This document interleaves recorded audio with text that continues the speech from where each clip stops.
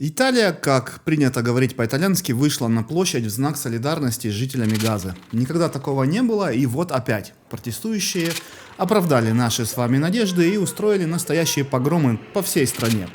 В этом экстренном выпуске мы собрали все подробности того, что произошло. Посмотрим, что говорят политики, и взглянем на кадры протестов. Куда ж без этого. Пострадали все секторы. От местного общественного транспорта до железных дорог, от школ до здравоохранения. В Милане столкновения с полицией, в ход идут дубинки, аресты, и делом занимается Дигос. В других городах не менее весело. В Болонье применяют слезоточивый газ, охлаждают пыл демонстрантов водометами. Секретарь Союза полиции прокомментировал ситуацию так. «Мы видели только преступников и насилие, а не лозунги и желания мира. Сцены в Милане, Риме и Болонье недостойны. Именно они останутся в памяти итальянцев». А теперь обо всем по порядку. Лайк, и мы начинаем.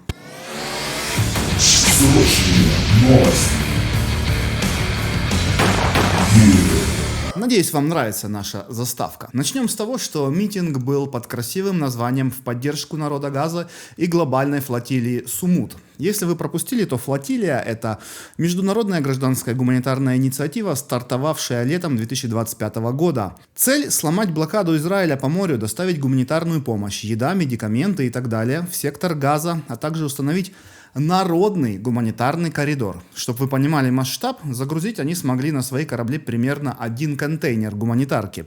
Выхлоп нулевой. А в Газу и так доставляют грузовиками очень много гуманитарной помощи, без того, чтобы тратить десятки, сотни тысяч евро, чтобы пересечь Средиземное море. Они, кстати, еще в пути, эти вот ребята. Среди благородных участников которых была замечена также Грета Туренберг. Израиль заявляет, что вся эта благородная туса может быть связана с поддержкой Хамаса или его интересов, считает участников потенциально опасными, иногда говорит об угрозе нарушения суверенитета и готовность применить меры. В общем, как вы уже догадались, этих комрадов в Израиле не ждут. И активисты решили, что надо подогреть почву для своего прибытия и ответить за нежелание Израиля их принимать с хлебом и солью должны мы с вами в Италии. Лично мне пришлось ехать за дочерью в другой город, чтобы забрать ее со школы, потому что поезда заблокировали. Вместо того, чтобы работать, я потратил больше часа своего драгоценного времени. Основная суета произошла в Милане, где группа митингующих решила устроить небольшой косплей Газы и решила учинить небольшой погром на центральном вокзале Милана, где их радостно приняли и оформили правоохранители в экипировке для подавления протестов. В ход пошли дубинки. После беспорядков у центрального вокзала в Милане дело перешло к прокуратуре. Прокурор Марчелло Виола находится на постоянной связи с полицией Дигос, которая собирает материалы. Около 10 участников доставили в квестуру для проверки документов, идентификации и возможных арестов. Уже известно, что будет открыт отдельный досье по факту столкновений. Для понимания, Дигос – это специальное подразделение итальянской полиции по делам общей безопасности и контртерроризма. Они работают не с мелкими уличными кражами, а с делами, где замешаны массовые беспорядки, экстремистские движения, политический радикализм или терроризм.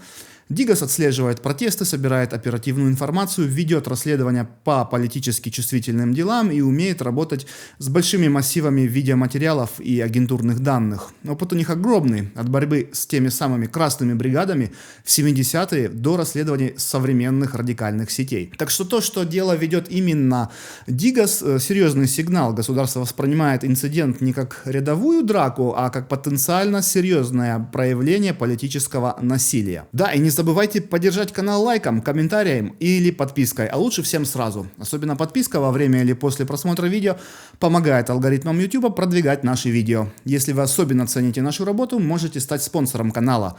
Для спонсоров доступны, например, закрытые видео только для спонсоров или ранний выход роликов. Смотрите первыми. В Риме прошел один из крупнейших маршей в поддержку Газы. По оценкам полиции, участие приняли свыше 50 тысяч человек. Организаторы заявляют цифру в 2 раза выше, 100 тысяч человек. Колонна стартовала от площади Чинквиченто, прошла через Скало Сан-Лоренцо и дошла до Порто-Маджоре. По пути число участников только росло. На финальном этапе демонстранты вышли на городскую кольцевую дорогу и перекрыли движение в обе стороны.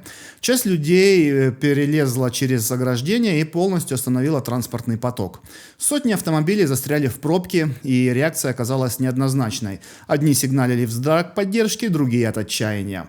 На улицах звучали лозунги «Free Palestine», «Бесплатная Палестина» и «Ora blocchiamo tutto», «Теперь мы блокируем все». Мирный марш превратился в масштабный транспортный коллапс и реальную проверку на прочность терпения жителей столицы. В Анконе акция тоже длилась долго и полностью перекрыла въезд и выезд из порта у Молле Вантевильяна. По оценке полиции участие принимали 4,5-5 тысяч человек, тогда как организаторы заявили о 7 тысячах. Протестующие скандировали, что ни одна лодка сегодня не пришвартуется, и действительно, 2 парома из Греции были вынуждены отложить прибытие.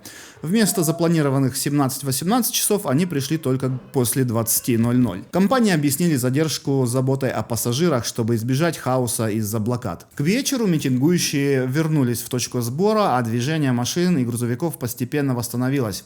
Но сам факт остается, акция не только остановила порт, но и показала силу организаторов, способных вывести тысячи людей и реально повлиять на стратегическую инфраструктуру. В порту Маргере возле Венеции участники акции в поддержку Газы попытались прорваться на территорию коммерческого порта, чтобы остановить движение конвоев, идущих в Израиль. Полиция применила водометы, разгоняя толпу прямо у входа. Митингующие пытались заблокировать транзит грузов, превратив протест в прямое вмешательство в работу стратегической инфраструктуры. Ситуация быстро переросла в жесткое сопротивление. Митингующие также блокировали порты Генуи и Ливорно. Получить ВНЖ в Италии можно без мутных схем и лишних рисков. Мы работаем только легально и прозрачно, без историй про фиктивные браки или запрос убежища. У нас большой опыт в оформлении и продлении ВНЖ для предпринимателей, инвесторов, фрилансеров, а также для состоятельных лиц по программе Residenza Elettiva. Все услуги под ключ. От виз, включая семейный, до бытовых вопросов и интеграции на месте, включая открытие банковских счетов, получение медицинских и других внутренних документов Италии. Для бесплатной консультации переходите по контактам в описании. Также вы можете получить личную платную консультацию по любым вопросам получения или продления вида на жительство, включая ускорение выдачи ВНЖ, продление или конвертация статуса, временной защиты для граждан Украины, недвижимости, гражданства и ведения бизнеса в Италии. В Болонье марш в поддержку Палестины перерос в беспорядки. Протестующие перекрыли автомагистраль и вступили в столкновение с полицией. В итоге арестованы 4, среди них несовершеннолетний. По данным квестуры, 3 задержанных отправлены в тюрьму, а подросток помещен под домашний арест в ожидании слушания. Им предъявлены обвинения в сопротивлении властям и нанесении телесных повреждений полицейским. Еще 2 участников привлекли за блокирование дороги, а 3 снова за сопротивление и нападение на сотрудников правопорядка. Марш, начавшийся как демонстрация против геноцида в Газе, завершился реальными уголовными делами. Полиция применила слезоточивый газ. В ТикТоке уже крутятся видео, где 2 человека, одетых в гражданское, входят в толпу к полицейским с комментарием, что они принимали вещества и устраивали беспорядки среди толпы. Это ТикТок, вы же понимаете все сами. А вот в Турине участники марша перекрыли въезд на автомагистраль А4 в районе Корсо Джулио Чезаре и зажгли красные факелы. Напряжение возникло, когда один водитель не остановился и поехал прямо на толпу. Машину тут же начали бить руками и ногами. Протесты ударили по железной дороге. В Неаполе, Турине и Милане демонстранты заняли пути, и движение поездов встало на несколько часов сразу в 3 узловых точках. Тысячи пассажиров оказались заблокированы на вокзалах, по сути, стали заложниками демонстрантов. Давайте теперь посмотрим, как отреагировали политики и другие важные фигуры в Италии. Первым отличился, конечно же, Маттео Сальвини, министр транспорта и вице-премьер-министр. После столкновения на акциях в поддержку Газы он заявил, организаторы демонстрации будут обязаны вносить залог. Логика проста. Если на марше что-то сломают или перекроют, платить из собственного кармана. Протестующих вице-премьер назвал преступниками, хулиганами и подонками, подчеркнув, эти люди не думают о детях Газы, они ищут социального столкновения. Министр транспорта напомнил про 40 забастовок, которые ждут страну в ближайшие недели.